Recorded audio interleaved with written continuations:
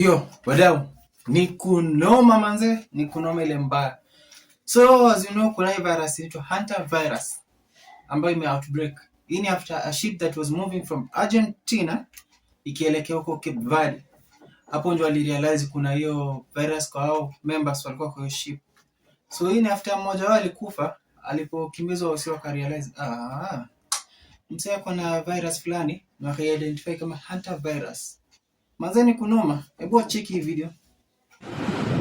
New details on the exit plan to get the 17 Americans trapped on this luxury cruise ship back home. When the MV Hondius anchors off the coast of Tenerife this weekend, they'll be met by a team dispatched by the CDC before flying home on a repatriation flight arranged by the U.S. State Department. They'll isolate in the National Quarantine Unit at Nebraska Medicine in Omaha, the same facility that housed people exposed to COVID in 2020 and Ebola in 2014.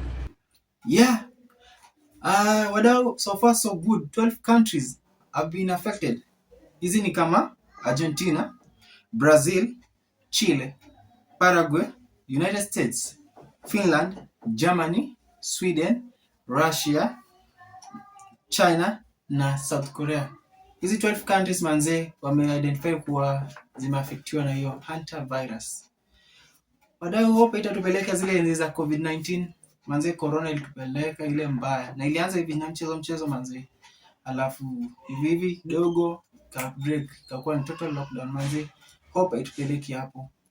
Na wadau, tukiingia ulimwengu wa sports ni kwamba Kylian Mbappe wameamua kumtoa. So kuna petition ambayo wasi wali-raise ya kwamba atolewe Real Madrid na wakaweka target 200,000 votes. Na so far so good, 50 million votes zimevotiwa. Hii ni after wanasema Kylian Mbappe kazi yake akienda kwa changing room anajitenga na wengine, akiambiwa na coach wake aski na vitu mob. So far so good, kuna fununi zinasema kijana wetu Kylian Mbappe anaweza jiunga na timu hii football club ya Arsenal. So hatujui anaweza jiunga na Arsenal very soon. Very soon. Hizo ndio fununu zinasema hivyo. Yeah. Peace and stay tuned. Au vipi?